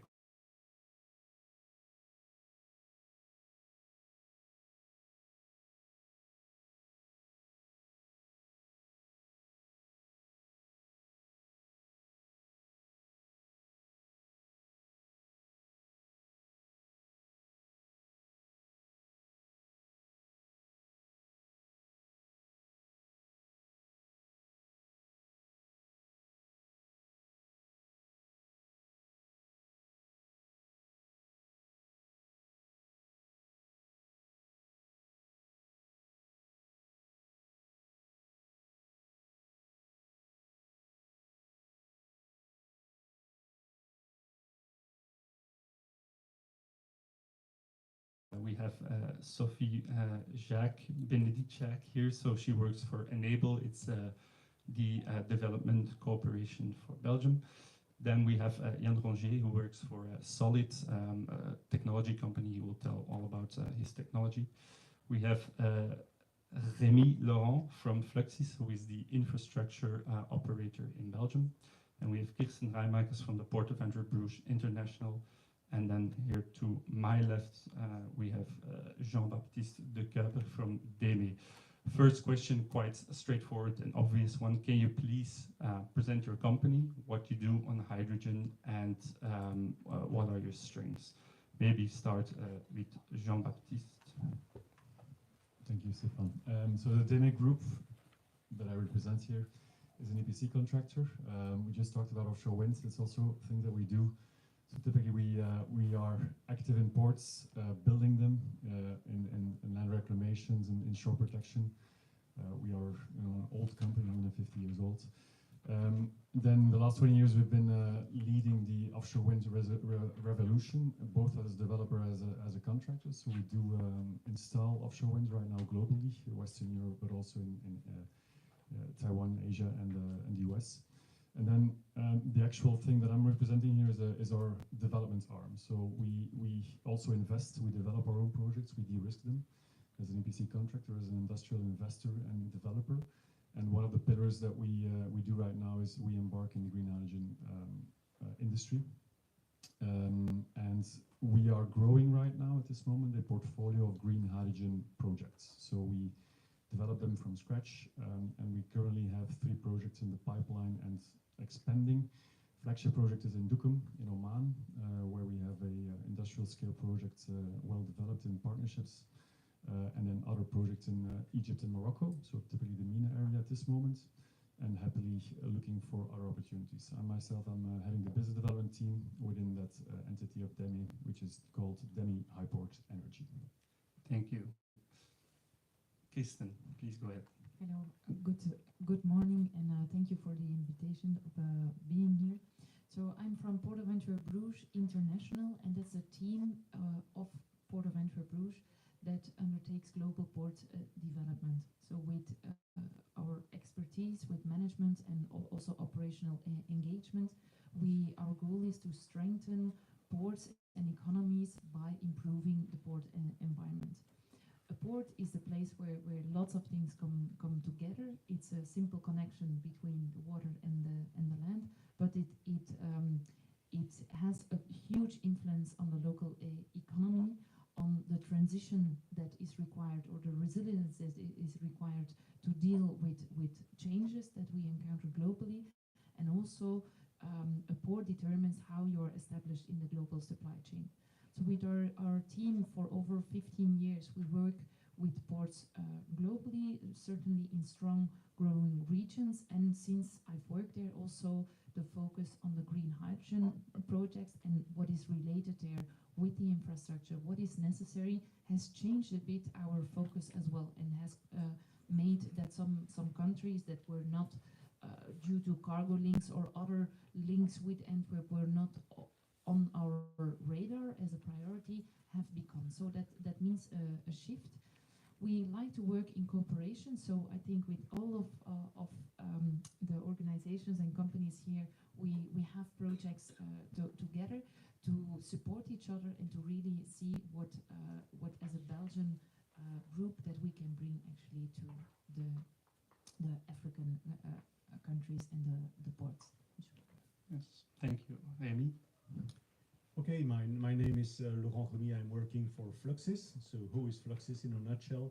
We are a fully independent energy infrastructure operator, meaning that we are not buying gas, producing gas. We are not selling gas either. We are just putting infrastructure in the underground. We are building and operating terminals and building and operating storage facilities. What are we doing when it comes to hydrogen? I think there was a switch in our company, just like was the case for the Port of Antwerp and other companies. And our new strategy really consists in speeding up the energy transition, and for that we invented a magic formula, 30-30-30, meaning that by 2030 we have the ambition to offer a capacity to the market, 30 terawatt-hour of hydrogen per annum and 30 million ton of CO2 per annum, because we do think that those two are complementary. I would say one of my key messages for today is green hydrogen is not the holy grail of the energy transitions. There are other tools we should not forget, like CCUS, for instance. Very concretely now, we have been designated hydrogen network operator. I think it was a first, certainly in Europe, not to say in the world. So 26th of April, very important date for us. We are officially a hydrogen network operator, and we have the ambition to transport the first molecules of ideally green hydrogen by mid-2026. Okay, Jan, please. Good morning, everyone. We just saw that so solar energy is the cheapest source of energy and also the largest source of energy.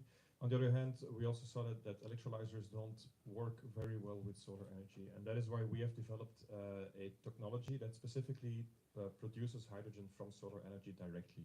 So our company is called Solid, and I'm talking about hydrogen panels. So hydrogen panels look a lot like solar panels, but they directly produce solar energy without requiring external electricity, without requiring noble metals, and even without requiring liquid water, because we capture water molecules from the air. So we think this can solve a lot of benefits, solve a lot of issues, especially, of course, it has big potential in Africa with its large solar resources.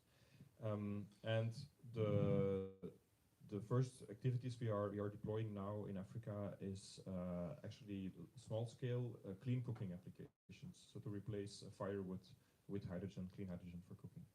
But I'm sure we will speak more about that in the discussion. For sure. Sophie, please. Yes, so good morning. My name is Sophie Benedict de Jacques. I'm working for Enable, which is the Belgian development agency. Regarding what we are doing in the sector of hydrogen, we started to look into the sector, seeing as well that there is an emerging attention in Africa. We are present in 22 countries in Africa, so the reflection started last year, or we organized 2 roundtables with reflection, what is an added role, or what could be the potential role for development actors in the emerging development of green hydrogen in Africa. And we identified several areas where we could work on and collaborate with the different players that are active in that space. It has been mentioned several times already this morning, like skills development, support also at institutional level and governmental level towards putting adequate regulatory frameworks, building the ecosystem around the value chain and access to finance. But we will also develop more further, I see. Yes, thank you. So that gives us a contractor or a project developer, a port, an infrastructure player, a technology player, and then a development cooperation gives us a nice variety in our panel, I think. So we heard from all of the organizations what they do more or less, but not everybody is already active in Africa. Some of you are, so I would like to hear from the companies that are, what are your current ties to Africa, and how do you see your hydrogen activities develop? So I don't know who wants to go first. I see Jan, you have the mic, so you could go. Okay, so we are a technology developer. This means we focus on technology development, but we are also actively looking at potential applications for our unique technologies. So what we did is we set up a new company called Kusha Impact Ventures, and they actually demonstrated for the first time a few weeks ago in Namibia for the Namibian president and the Belgian king, 2 hydrogen panels producing hydrogen and using the hydrogen directly for clean cooking. So this is something that they are now expanding. The idea is to set up decentralized hydrogen hubs where hydrogen would be produced and can then be sold. So they are now active in Namibia, but we are also expanding towards Rwanda and Uganda and of course many other opportunities. Okay. But we see a lot of potential obviously for large projects as well, as we have discussed already this morning. This is for us also a next step. We are still growing and scaling, but our ambition is to also develop larger projects in Africa by 2030. Okay. Maybe Kirsten, can you tell us a bit about how the port is already active in hydrogen? How do you see in hydrogen in Africa, and how do you see that evolve in the future? Yes, I will cover a bit of both. So Port of Antwerp Bruges has developed since a couple of years. Yeah, of course, we follow the global market, the energy transition, what has to be done.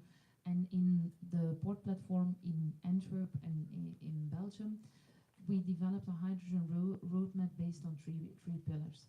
So there's the supply, where we look at what can we produce and use locally in renewable energy, but also in hydrogen.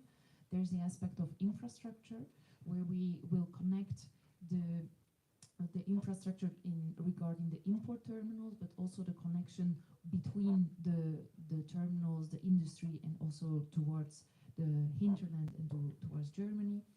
And the cracking facility is also important to follow to see what capacity we can create there. And the third pillar is the offtake market, where we see more and more movement, interest as well, and how we can facilitate or how we can connect the import volumes towards where they will be used. So that's for the Antwerp roadmap, Antwerp and Bruges roadmap.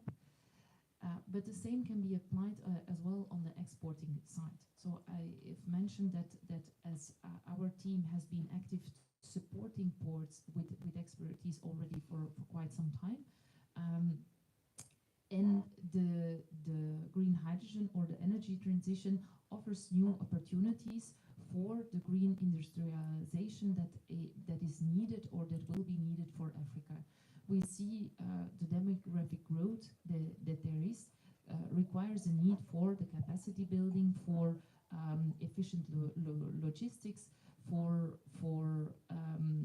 jobs, and the evolution in the hydrogen economy, renewable energy, combined with export platforms and logistics, can really serve as a catalyst to improve on these aspects. For Africa, we have been active in some countries for already. Nigeria, Congo, Morocco are quite important for us, but also our attention has shifted a bit with the project in Namibia together with Enable, where 2 weeks ago indeed there was a royal visit also opening the Noord port and the co-creation that we will do there of the industrial hub that will become in the port. Okay, very interesting. I think project developer like Deme is also looking very actively at Africa. Yeah. Can you tell us a bit more? First of all, I mean, Africa is a long-standing area where we have been doing business for decades. On average, like last year, we had still a 200 million euro turnover as a dredging group, and that's of course what we leverage, our contacts, our network. Depends a bit on the size of the project where we embark. We have today 300 million of pipeline of projects. So I mean, we have been working in Africa and will continue to do so in several countries. Typically, of course, coastal areas, as we are a typically marine contractor. There's, for example, just to give you an idea, even in Egypt, we had one of the largest dredging projects ever recently in Abu Qir that came to an end.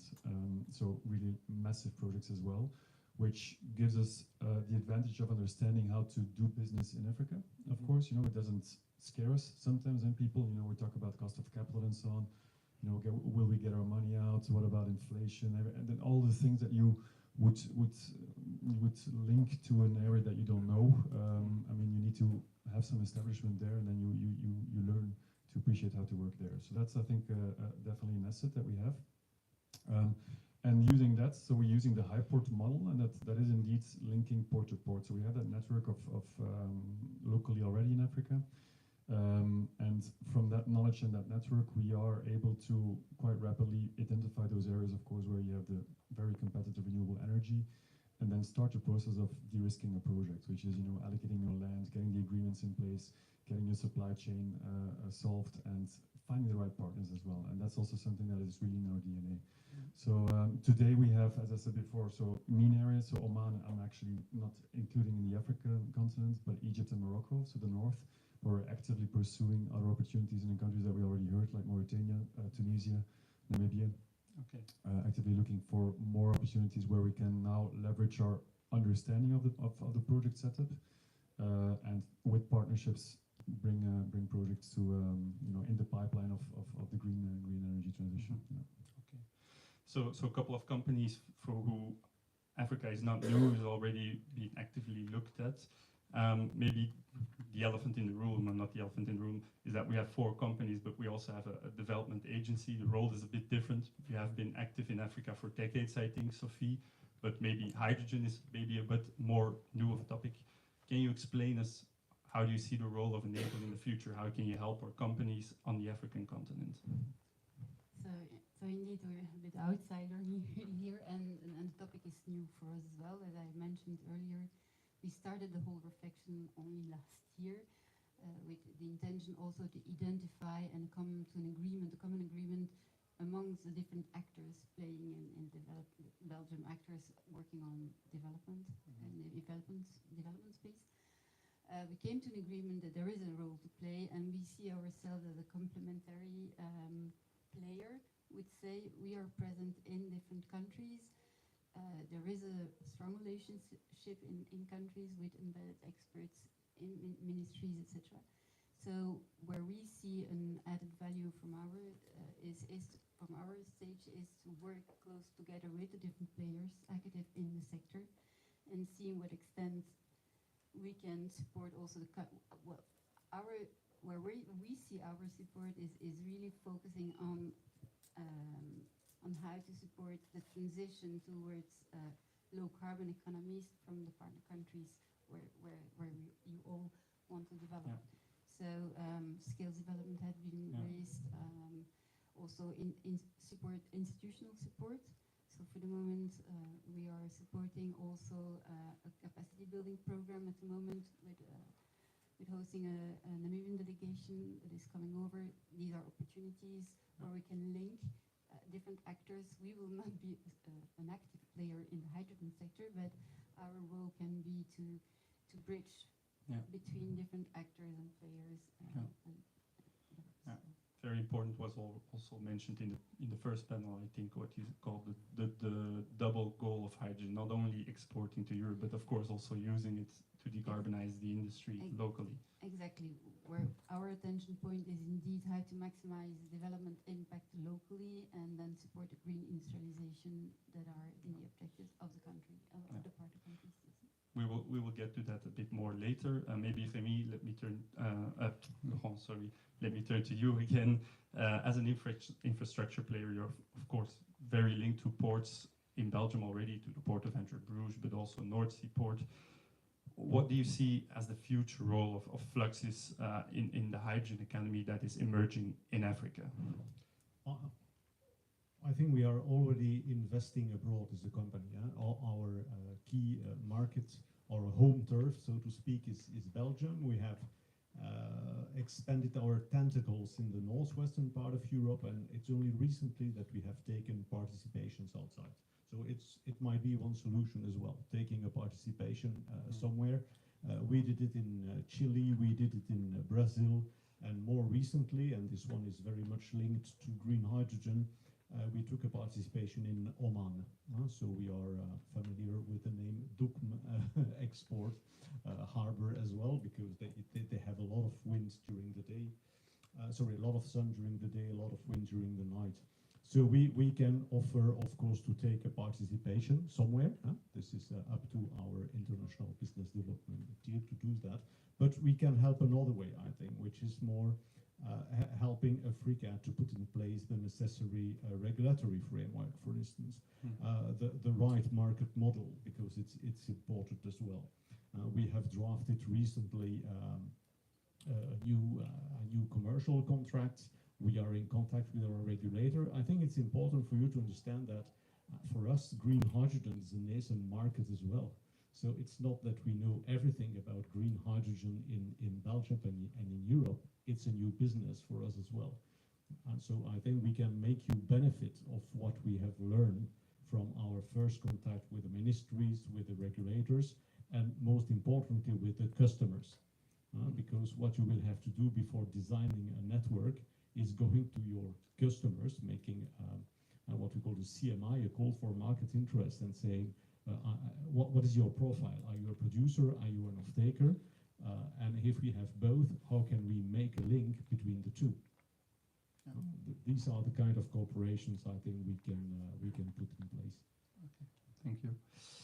Now, we've talked a lot about opportunities for all of your countries that hydrogen in general has and hydrogen in Africa has. Now let's be honest, developing the hydrogen economy also entails some risks, also on a continent like Africa. So maybe let's dive more into that. I want to hear maybe from your companies or from Belgian companies in general, or from Enable. What do you plan, or how do you ensure that values like gender equality, local value creation, local employment, like we said also already, local industrialization. How do we make sure that when this hydrogen economy is emerging in Africa, that we take these into account? And maybe I see Sophie, you're already ready, so maybe we start with you. Well, this is exactly the role that we see as and there we step in actually as well, because as a development agency, our interventions are aligned with the Sustainable Development Goals, with a big attention on all the different topics that you just mentioned, and the idea is also to support local benefits out of the emerging sector in Africa. So it's exactly where we stand. Okay, perfect. Other companies who want to, I see Jan, you're ready. Well, in our case, rather than most projects, we actually start from the local needs. Instead of focusing on export applications, we actually start from a local need, which is clean cooking. This actually avoids a lot of the pitfalls, of course, because what we are trying to do is fill in the local needs that are there, and creating a win-win situation. So for us, it's all about making sure that our technology finds a proper use in certain regions. And we, of course, see a lot of benefit for industrialization afterwards. But then actually you start already from a local foothold. You already start from basically local knowledge about the technology, local knowledge about hydrogen, and it gives you much more opportunity to basically involve local actors in developing those industrial steps. Okay, interesting. I think Kirsten, you mentioned also, I think, skills already, and that Port is also working on this. Can you tell us a bit more, please? Yes. So indeed, on skills specifically, yesterday we had a celebration of the 20,000 alumnus of our training center, APAC. So Congratulations. thank you. So many of them are also from African countries, and it's always nice to come somewhere or to have a visit from a delegation in Antwerp and to see where these people have come. It's already for 47 years that we receive groups from all over the world in Antwerp to train them on port management, port logistics, etc. So that's certainly something we integrate fully in our work. And I understand also from the African countries the fear of having this opportunity and to see sometimes also the focus on export.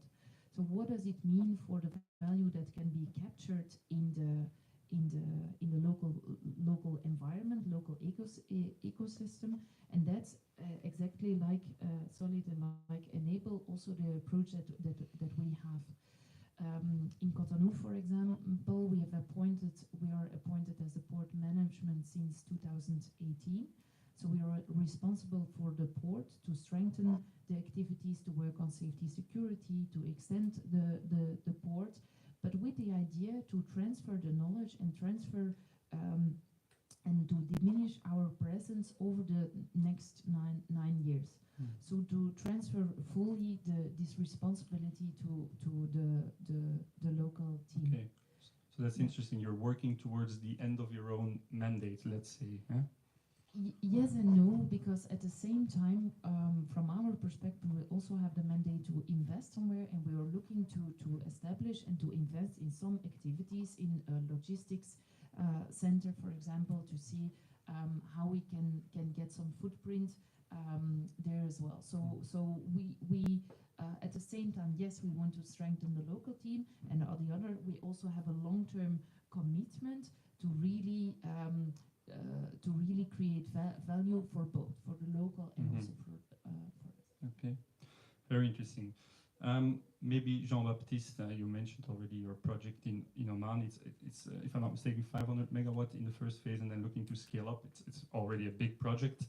Requires a lot of water, I can imagine. Talking about regions like Oman or like Africa, water scarcity is obviously one thing to take into account. So when planning these large hydrogen production projects, how does DME cope with this? I mean, yeah, the SDGs are also in our compass, and meaning that water scarcity and the careful use of water is a driver for making decisions, and making use of potable water for electrolysis doesn't make any sense, particularly in where farmland is nearby and where people need to be fed with fresh water. So the desalination was mentioned this morning. I think that is a key element in there. People then say, hey, the water usage is simply too high. In the end, it's all very limited. If you look at the grand scheme of things, comparing to, for example, refinery and fossil fuel exploration, there's much more water needed there. So desalination is indeed a fully integrated element into our developments, meaning that we will not shy away of installing new desalination plants and demineralization polishing steps afterwards. Ideally in partnership with the stakeholders around it in the area, to say, okay, we're installing a desalination plant only for one project doesn't make any sense either. So you're trying to get the whole community around it, and then do that investment for servicing or serving the hydrogen project, but on top of it, actually producing water for the entire area if need be. Maybe, I hope I don't blindside with you this question, but I had a discussion last week still about this. When you desalinate, you also are left over, you have the brine left over, and there's some issues with that. You cannot just deposit it back in the sea. Do you have any insights on that issue? It's typically part of the environmental assessment that we do. So indeed, the brine is the final product. The good thing is in these sunny areas, you can actually get it dewatered as much as possible using ponds, so you can literally limit the volume as much as possible. We're even thinking about reusing it, brine, as a feedstock for our type of chemical processes in the area, depending on whether there's an industry around it. So it is a very concentrated material which has some applications. But indeed, in case there is no other alternative, then there is there is obviously elements of releasing it back into the water column, but at the right distances with an outfall structure and everything as is being done around the world today. So it's not a toxic product as such, but it's indeed something that needs to be managed more very carefully. Yeah. Very interesting. Besides the risk, I also heard already here and there some barriers that you still see when trying to invest in Africa. And I heard we're not scared of investing in Africa. We have our network already from our dredging activities. I also heard regulatory, I think, from Laurent. Maybe let's go into these barriers a bit more. For a company like Fluxys, Laurent, what do you see as the main issues for now when you try to invest in Africa? Well, let's say you will probably face the same barriers that we did a few years and a few months ago. So I listed a few of them, perhaps more in terms of opportunities than in terms of barriers, actually. I think what you need when you if you want the hydrogen economy to flourish in your various countries, you need stability. You need really a framework, a regulatory framework, which is clear and stable. What people hate, particularly traders, is when the rules change all the time. You would like to have a vision for the long run. Our experience has told us that if you want to attract a lot of players to use your infrastructure, I'm here speaking as an infrastructure operator, is that you should unbundle your activities. So you should have on one hand a guy selling and or buying the molecules, and on the other end you should have an independent operator offering an open access on a non-discriminatory basis to everyone. So you have what the English people tell a level playing field. I think it's really, really important to have that kind of structure in place, because if we don't, you always have a suspicion that there is a dominant market player, and this one is guiding the market where he wants to. And this is what you want to avoid. You want to have a multiplicity of players with different origins. What we see as well, you need to be cost effective. And one of the best way to be cost effective is to reuse the existing infrastructure where applicable. And I told that with Fluxys we would be ready by 2026 with hydrogen pipelines.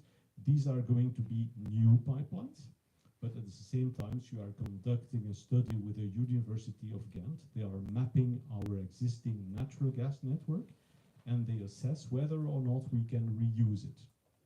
And the good news is we do think that more than 80% of our existing pipelines can be reused for hydrogen later on. Perhaps with other operational rules, with a bit less of flexibility than with brand new hydrogen pipelines, that's obvious, but it's doable.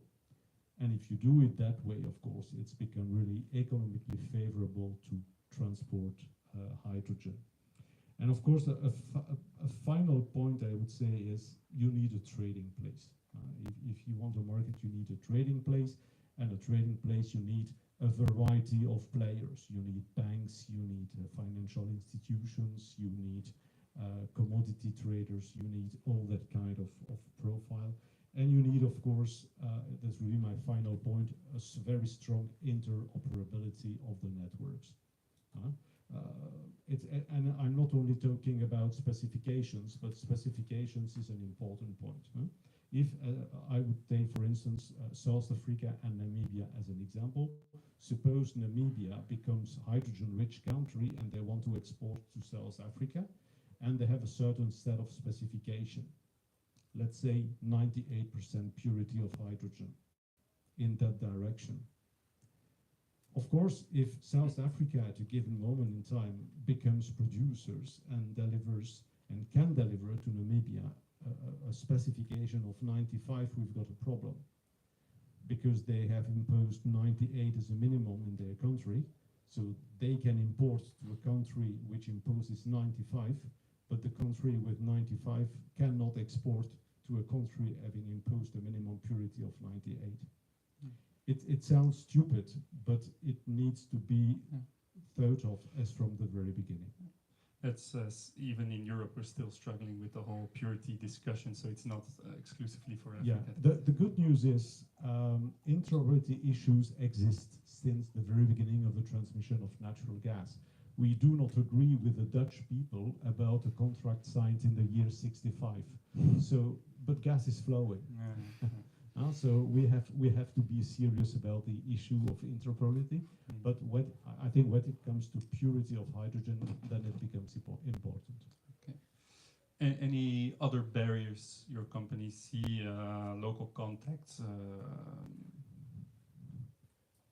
Well, indeed, let's talk about opportunities. Indeed, so the way we try to avoid this is by actually working with local entrepreneurs. Of course, we are starting with projects that are smaller in scale, 1 megawatt, maybe half a megawatt, and then we are looking for local entrepreneurs who will basically own and operate these plants and sell that hydrogen to customers.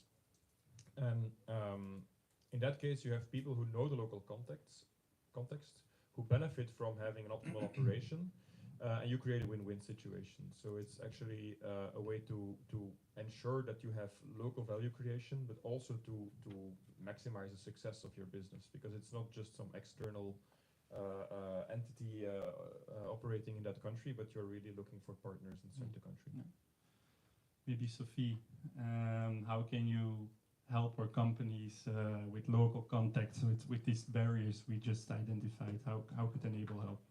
Well, being already present in the countries and working on different aspects, inclusive growth is one of our units, and in several countries we are supporting the local entrepreneurs, etc. But indeed, mapping out who is present, who are the stakeholders in the countries, these things. I think collaboration among different actors is key for us.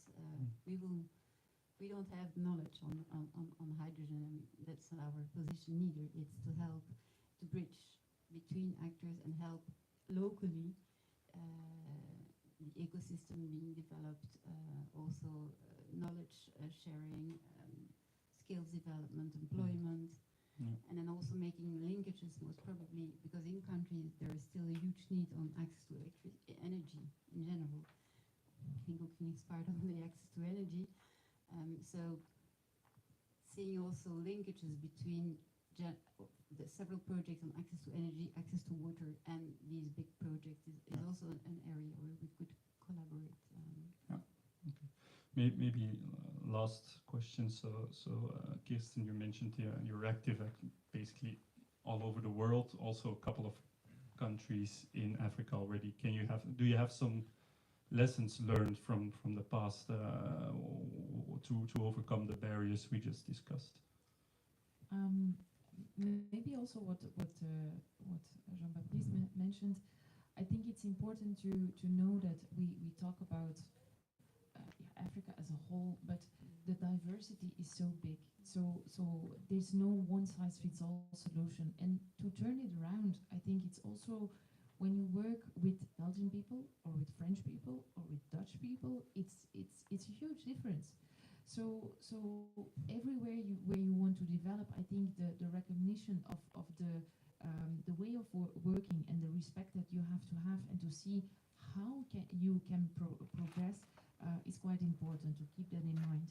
Because I think on the goals and what we want to do and the ambitions, it's quite easy to understand each other. But the way how to get there and what comes first and what do you expect from each other? Because yes, we want investments, but investors want also a good ecosystem and a good framework. So the responsibility of both sides to commit and to be engaged to working towards a goal, that's actually more difficult to agree on than just a goal in itself. And that's important to keep in mind to every time create a fresh relations and to see what can work in that specific environment.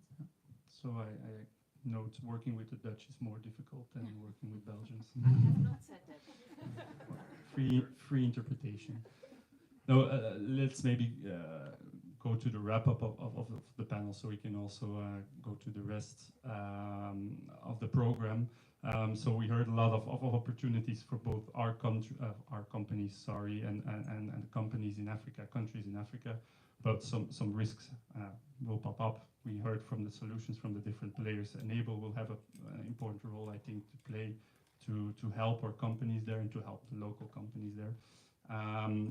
Let me just maybe end with one question, and everybody can answer in one sentence. When you think about Africa, when you think about Belgium, and when you think about hydrogen, what pops up in your mind? Jean-Baptiste, maybe. The opportunities will not go away, meaning that we need to be patient. Give it time, nurture it, do it together, but not do it too fast, because otherwise we're going to be blocking ourselves. So this is an energy transition in Africa. So we need to start with slowly. Patience, okay. Kirsten. I want to highlight maybe the title we came up with. What was it? African-Belgian cooperation? It was Jean-Baptiste's invention, the ABC. We come with the ABC, and I think speaking from Belgium, I think we are very much looking for this cooperation among us, but also for the countries we work in. So we like to come together and to actually group our expertise and look for each company sticking close to our DNA and offering this complementarity of what we can do together. Okay. Collaboration. Yes, I had the same one, cooperation. I think infrastructure operators like Fluxys are very much keen to work with companies like DEME, like Port of Antwerp, Bruges. We are already involved in very interesting projects, one of which I didn't mention is a project we have with Advario in the Port of Antwerp, where we have the ambition to import ammonia, so to build and operate an open access terminal. And so when it comes to Africa, my dream would be to see some African ammonia being delivered there. But I think we are both in a learning phase. So I think the best we can do nowadays is exchange on a level playing field. Yeah. So patience, collaboration, double collaboration. Jan, when you think about Belgium, Africa, and hydrogen, what do you think about? Well, there's a lot of potential in green hydrogen, but also a lot of uncertainty. But there are, what I see is that there are many front runners, not only in Belgium, within Belgium, but also many front runners in several African countries. So when I think about Belgium and Africa and the collaboration between both, I really think about governments and companies that have the courage to shape the energy transition. Okay, courage, nice one. And then Sophie, maybe the last in the row is the most difficult to come up with something good, but I think I trust you fully. Thank you. Well, collaboration, of course, and collaborative initiatives force to be together on the same journey, but with a focus maybe on building jointly an inclusive emerging hydrogen market. Inclusion, just transition. Okay. I would like to thank my panelists and thank the audience.